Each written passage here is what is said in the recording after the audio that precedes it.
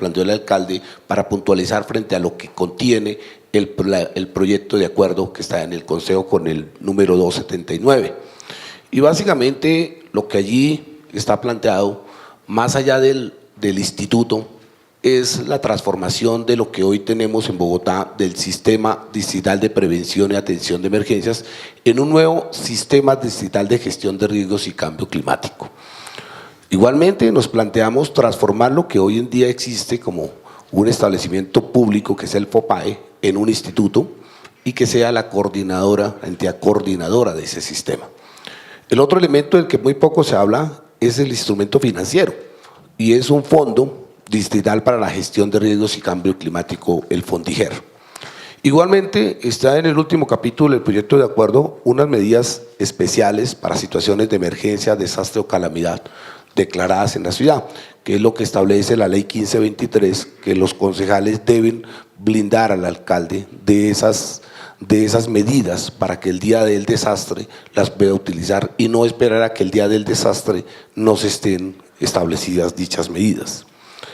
Acá el alcalde presentaba muy bien, esto no es un invento nuestro, esto hace parte de los acuerdos internacionales, y dentro de esto podemos referirnos, además de los de Kioto, al marco de acción de Yogo, a lo que hoy en día han contextualizado el Panel Intergubernamental de Cambio Climático, el IPCC, lo que la ley 1523 establece. Pero un tema fundamental es que el plan de ordenamiento territorial, el plan de desarrollo, incluso ya en Bogotá se cuenta con unos fondos para ese tipo de cosas, que lo que requieren es generar la institucionalidad que permita garantizar que esos hechos se den en Bogotá. Acá hay un recuento que no voy a detenerme y que conocen la mayoría de quienes hoy asisten a este panel, prácticamente la respuesta de la normatividad de Estado directamente asociada a los eventos, a los desastres. A cada desastre sacamos una ley. La ley 1523 igualmente respondió tristemente a lo que el presidente, mencionó, la maldita niña, que como lo decía el alcalde ahora, no podemos echarle la culpa a la niña de ese tipo de cosas.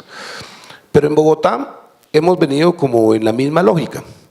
De hecho, la inundación más cercana que tenemos, el problema más cercano que tuvimos fue el del año, digamos, de recordación, incluso de los que estamos aquí algunos, de la inundación de Patio Bonito en el 79, las inundaciones de Meice en el 84, pero solamente hasta la inundación del 87 del río Arzobispo fue lo que llevó a que en el Consejo, mediante un acuerdo que es el acuerdo 11 del año 87, que es el que vamos a modificar, cree lo que hoy es el FOPAE y cree una oficina adscrita a la alcaldía, que era la OPES, después UPES, después de PAE y por último desaparece, pero es, digamos, la acción, digamos, que se da en respuesta a un hecho, a un desastre, igual que lo que sucede a nivel nacional. Aquí hemos tomado decisiones después de que se presentan muertos en las zonas de canteras, cerrar las canteras de Usaquén, que fue lo que se hizo en el año 93 y que llevó al proceso de recuperación de gran parte de algunas de las canteras, en proceso de urbanización hacia los apartamentos que hoy en día existen sobre la séptima. Carnés de damnificados que daban derechos a las familias en alguna situación frente a una emergencia como fue la avalancha del Suque en el año 94, o la creación de un programa de reasentamientos para atender las familias que son damnificadas, o incluso la discusión de lo que ha sido el tema de la construcción, que es uno de los puntos de debate hoy, de la construcción de Cantarrana. La estructura de Cantarrana, que es una obra de control de crecientes del río Tunjuelo para evitar que se nos repitiera lo que históricamente había sucedido en el año 84, en el año 96, en el año 2002 y luego nuevamente en el 2004. Entonces, todo esto responde siempre a acciones como tal. ¿Qué tenemos? Nosotros hicimos un diagnóstico muy juicioso con el fin de presentar esta iniciativa al Consejo, que tiene todos los soportes para dar los elementos y que también quiero ponerlos acá en discusión para nuestros panelistas. Es que el Acuerdo 11 efectivamente crea un FOPAE y una OPES. Podríamos decir que hoy estaríamos haciendo lo mismo, creamos un instituto y un fondo. ¿Qué funcionó y qué no funcionó? ¿Por qué tendría que hacerse cambios o institucionales que garanticen que realmente el fondo realmente financie la gestión de riesgos y no que se convierta en la entidad financiera de la misma oficina coordinadora o del instituto, que fue lo que en cierta medida sucedió con el FOPAE, porque era un fondo para la prevención y atención de emergencias y terminó siendo un fondo del de la OPES o de la EPAE o posteriormente siendo una misma institución, como sucedió en el Acuerdo 257, decreto 473, que reglamenta esa situación y desaparece eso. Lo otro, tenemos un sistema que uno diría, pues si el sistema ha existido, ¿qué cambio hay con que le cambien el nombre? No, ese sistema ha cumplido un papel, pero no ha logrado pasar más allá de tener unas dinámicas que hoy en día son muy importantes en el nivel digital, prácticamente en el tema de la coordinación de emergencias y no en la coordinación de elementos de políticas y de lineamientos claves que permitan realmente transformar la ciudad. Acá en Bogotá hay un tema importante, es que lo que hace que se mueva el sistema son los comités locales de emergencias, que esos sí han tenido una gran trascendencia en Bogotá, pero su centro está, como su nombre lo dice, comités locales de emergencia. Esos comités locales deben transformarse en unos comités diferentes, cuyo centro realmente esté en el tema de la prevención. Tenemos un plan distrital de prevención y atención de emergencia que se estableció con el decreto 423, pero ese plan es una serie de agendas realmente sin posibilidades de ejecución más allá de la misma entidad coordinadora. Entonces tenemos un diagnóstico que igualmente lo pueden consultar ustedes en la página web del FOPAE, en la página de Naciones Unidas, donde se hizo un diagnóstico de los errores, los desafíos y los aciertos que igualmente se han tenido. Acá tenemos un dato comparativo solamente como para darnos un ejemplo de lo que ya el alcalde mencionaba, cuáles son los mayores riesgos y cuáles son las diferentes variables que uno podría tomar. Aquí tenemos solamente unas como de forma indicativa, cuáles son los periodos de retorno de cada uno de esos eventos, cuál es el área expuesta a la población que se ve afectada y cuál es el número de eventos que puede uno registrar. Y efectivamente pues no tenemos un comparativo real que nos permitiera definir en indicadores concretos cuál es el mayor riesgo que tiene, cada uno tiene sus connotaciones. Definitivamente el sísmico será el de mayor impacto en la ciudad, tanto en términos de población afectada como de pérdidas económicas, pero por el contrario, si nosotros sumamos los eventos recurrentes, como son la remoción en masa y las inundaciones, ya sea por emposamiento o por desbordamiento, podrían ser muchísimo mayores a las de sísmica. Los incendios que igualmente se presentan en la ciudad terminan siendo altamente relevantes. Y un tema que es el de discusión hoy frente a temas en el Consejo, y por eso nos acompaña un experto en ese tema del tema de servicios públicos, porque es que uno de los temas de discusión hoy es que una sola lluvia en la ciudad nos genera entre 20 y 50 emergencias. Si ustedes ven en el cuadro en la parte baja, después de los incendios estructurales que se presentan en la ciudad, el segundo número de eventos que se registran en la ciudad por afectación son los riesgos de inundación por emposamiento o encharcamiento o por deficiencias del drenaje urbano. Acá hay unos datos que digamos se han venido construyendo de cuál ha sido la gestión de riesgos que se ha hecho, dónde le hemos dado mayor énfasis y encontramos que en el tema de riesgo sísmico ha sido el énfasis que le hemos dado en los últimos años. Hoy el tema de lo que se acuerda de que tenemos que hablar de las multiamenazas, encontramos que todos deberían estar en verde en este cuadro y encontramos otros temas que definitivamente han sido dejados de lado porque se considera que es un problema del acueducto y el alcantarillado de la ciudad y no un problema de ciudad. Allí hay unos temas que requieren y veo unos saldos rojos en esas líneas, en los otros se han avanzado en un mayor o menor grado, pero permite que en temas de conocimiento, de reducción de riesgos y de emergencias, pues digamos se avance. Hoy en día tenemos, como lo mencionaba el alcalde, tenemos instrumentos, los mapas de amenaza construidos sobre registros históricos de emergencias, porque lo que vimos en el pasado es lo que vamos a repetir en el futuro, pero esos mapas de riesgos están hechos para diferentes periodos de retorno. Si nosotros hoy incluimos la proyección del clima, que es lo que ha hecho el PRID, y en el cual el profesor Julio Carrillo ahora seguramente explicará más en detalle, pues sencillamente esos mapas sencillamente pueden ser esos o mayor número de afectación o las condiciones de vulnerabilidad, esos son de amenaza, pero de vulnerabilidad pueden ser incluso mayores. Daños, aquí no voy a detenerme acá, los datos de sísmico, los datos de remoción en masa, inundaciones, emposamiento, acá de pronto me detengo un poco. Ese mapa que ven allí es el registro histórico de las inundaciones con afectación de viviendas, donde el déficit no solamente del drenaje, sino las condiciones de la vivienda que están construidas por debajo del paramento de la vía terminan en inundaciones periódicas, que terminaría uno viendo que está asociado al sistema de drenaje donde está hoy el sistema con grandes dificultades, tanto estructurales, físicas, como ineficiencia o incluso el tema de limpieza y mantenimiento, que es uno de los temas que hemos identificado como críticos. Los incendios, otros tipos de eventos en la ciudad que efectivamente requieren de la atención, como son el tema de las azonadas o estampillas que pueden generar encontraciones de público, las fallas estructurales o de equipamientos que no podemos dejar de lado, y efectivamente lo que el alcalde mencionaba de los grandes impactos generados por el cambio climático asociado al desabastecimiento, a la sequía, a los eventos extremos que hoy hemos vivido en la ciudad, como lo que sucedió en el 2007 con esa granizada que prácticamente paralizó la ciudad en gran parte de la 27, otros eventos graves como el tema de olas de calor y demás. ¿Qué hemos hecho? Adicionalmente un diagnóstico del tema del fondo. Realmente si el fondo, o sea, la estructura financiera funciona o no.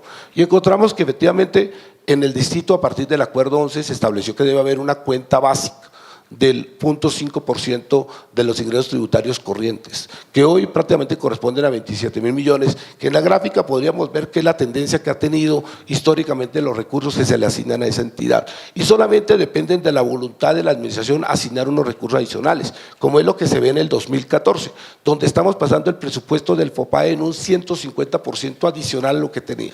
Eso ha sido mal visto por los concejales en el debate en el Consejo. ¿Por qué le van a dar más plata al FOPAE? Cuando tenemos clarísimamente justificadas condiciones de atender a población en riesgo que hoy demandan y requieren realmente una atención que ha venido atrasada durante años, donde el tema del riesgo de inundaciones hoy en día se hace mucho más importante y pertinente, toda vez que lo que ha hecho el acueducto termina siendo insuficiente. Tuvimos un ejercicio de mirar qué recursos se utilizan para las situaciones de emergencia y encontramos que efectivamente si bien el FOPAE tiene una cuenta especial que llaman cuenta especial para emergencias, que son 5.000 millones, que serían para atender los primeros momentos de emergencia, realmente cuando se presenta un gran evento los recursos son superiores a eso. Por poner un ejemplo, la inundación de Bosa y Kennedy, el tema de recuperación de los primeros momentos llevan a unas cuentas mayores de 23.000 millones cuando el FOPAE realmente tiene 5.000 millones. Si tenemos un sismo seguramente las cuentas de 23.000 millones terminan siendo todavía insuficientes o terminarían siendo incompletas. Podríamos ver acá de que hay momentos en los cuales los recursos no se utilizan porque no se requisieron, no fueron requeridos, pero por el contrario esos recursos se devuelven a la hacienda para volvérselo a distribuir. Es un tema que divinamente debería acumularse y debería plantearse tal como le establece la ley 1523.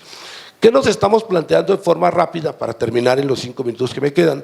Uno es que nos proponemos transformar ese sistema en un sistema muy asociado al tema de lo que está planteado en los 3 macroprocesos grandes, donde uno es el tema del conocimiento del riesgo, pero no solamente del riesgo, sino el conocimiento y profundizar en el tema de los impactos o los efectos del cambio climático. La otra gran línea es el tema de la intervención y la transformación territorial a través de la reducción de riesgos y la adaptación al cambio climático, que son 2 niveles o 2 estancias que son fundamentales y que tienen que ver con intervenciones en el territorio y en el tema del desarrollo sostenible. Y la otra que necesariamente lo necesitará la ciudad y que el cual debemos siempre tener allí, que son para esos riesgos residuales, que es el tema del manejo de las emergencias y los desastres. Pero creemos que estos 3 macroprocesos solamente se pueden movilizar o pueden generar unas dinámicas en la ciudad si tienen de por sí un tema fundamental, la participación y la gestión social. Eso es fundamental, no como un macroproceso, sino como elemento fundamental, como la polea que garantiza que estos 3 elementos funcionen.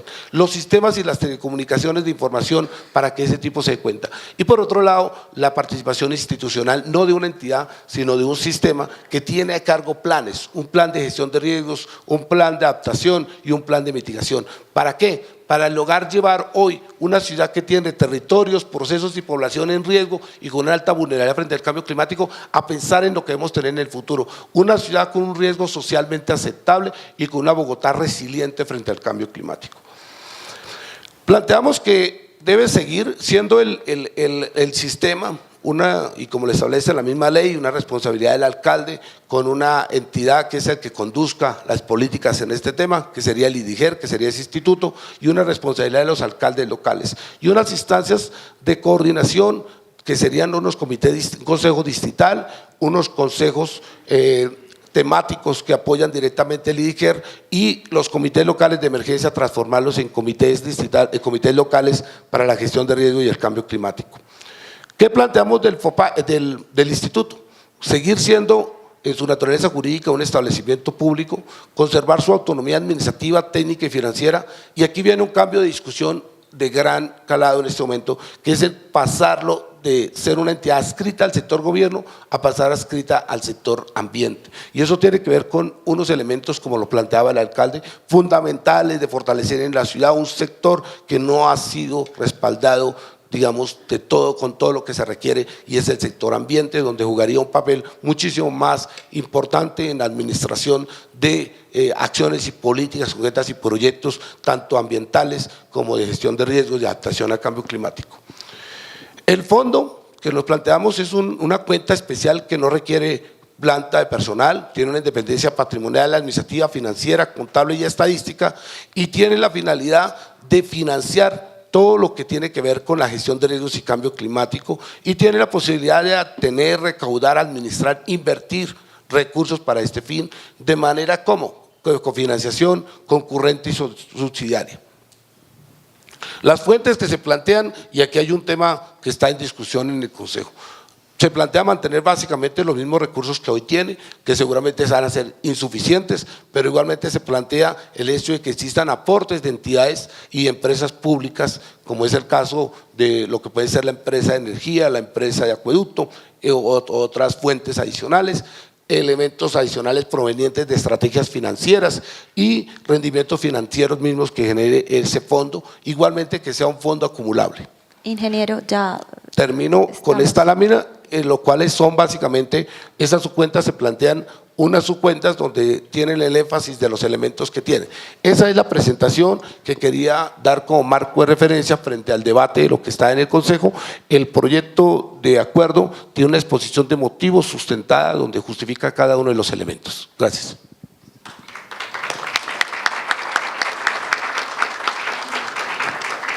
Muchas gracias, ingeniero. Ahora la metodología que vamos a utilizar es que voy a hacer una pregunta para que cada uno de los panelistas nos responda. Tienen un tiempo de 7 minutos y luego pues procederemos a que cada uno, teniendo en cuenta su experiencia y su formación, nos responda referente pues a un tema específico.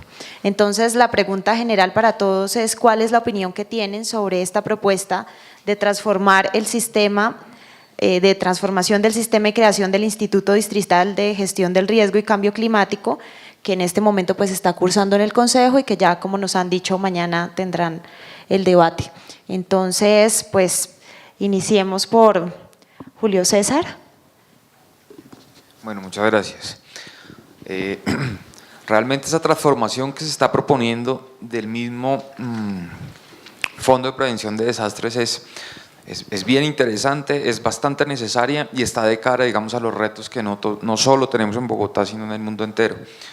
Nosotros nos hemos dedicado tal vez a atender siempre las emergencias de una manera exposed o enfrentar al riesgo de una manera exposed.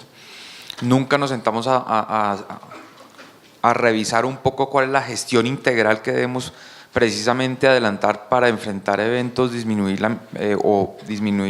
el impacto o mitigar los impactos de cualquiera de los eventos sobrevinientes que se puedan generar. En particular quiero referirme obviamente al tema de servicios públicos. Y en Bogotá, desde hace mucho tiempo, cualquier impacto que se genere sobre un sistema por una inundación o por una escasez, como mencionaba el mismo alcalde, siempre se le ha atribuido al acueducto de Bogotá. Entonces, si inunda la pista del aeropuerto El Dorado, es la culpa del acueducto de Bogotá. Si se inunda el estadio de fútbol, es culpa del acueducto de Bogotá. Nosotros tenemos que tener claro que el acueducto de Bogotá como tal es responsable de las gestiones precisamente del alcantarillado combinado, del alcantarillado pluvial, y que precisamente su gestión está incluida en las tarifas que nos cobran por la prestación de ese servicio. Y hasta ahí es su responsabilidad. Más allá no puede ir. La Comisión de Regulación, en sus metodologías tarifarias hoy vigente, que la resolución CRA 287 de 2004 incluye precisamente la recuperación de costos frente a las inversiones que se hagan para el alcantarillado combinado y pluvial, de manera clara y específica. Hoy se encuentra en discusión y se ha puesto en participación ciudadana un proyecto de modificación de ese marco vigente, el marco de la CRA 287 de 2004. Desafortunadamente, ese marco o esa propuesta de modificación hoy no trae consigo precisamente la manera como podrían estas empresas de acueducto y alcantarillado incluir nuevas inversiones o incluir costos que me permitan mitigar todos los impactos que puedan generar un manejo inadecuado de las aguas lluvias o del alcantarillado pluvial. Ese instituto que se está promoviendo precisamente tiene que ser un integrador en el distrito de lo que se está pensando, de lo que se debe proponer, por ejemplo, a esa Comisión de Regulación de Agua Potable y Saneamiento Básico, en cuanto a lo que debe incluirse o no dentro de las metodologías tarifarias. También debe proponer de dónde se van a sacar recursos que no estén precisamente incluidos en las tarifas que se cobran a los usuarios para un manejo adecuado de esas aguas lluvias o de ese alcantarillado pluvial. Es una tarea, a mi modo de ver, más integradora, más de un carácter o de un talante de política pública que debe ayudar a coordinar, digamos, las diferentes instancias que hoy por hoy dentro del gobierno distrital se encuentran. Debe también empezar a medir o a ser una catalizador de nuevas cosas que permitan liberar precisamente recursos para poder, digamos, gestionar de una menor manera los riesgos que pueden traer un mal manejo o más bien el cambio climático que nos está imponiendo revisar nuevas cosas. Hoy por hoy hay un consumo básico, y hablando del tema, digamos, del desabastecimiento o las sequías que comentaba el mismo alcalde, hoy estamos a nivel nacional otorgando subsidios de hasta un 70% del consumo básico de los hogares colombianos en el estrato 1. Eso significa que estamos subsidiando hasta un 70% de 20 metros cúbicos, ¿no? Sumado a esto, digamos, no por entrar a criticar o no el tema, pero sumado a un mínimo vital que estamos financiando también en los estratos 1 y 2 y 3, lo que estamos haciendo es también promover un uso desmedido y irracional cuando las medidas no están, digamos, de cierta manera articuladas a las realidades. Entonces, el instituto precisamente lo que tiene que entrar a mirar cuáles son, o articular precisamente desde el punto de vista político, de política pública, cómo esas medidas pueden colaborar o ser, digamos, racionalmente económicas y eficientes para abordar ese tipo de problemas.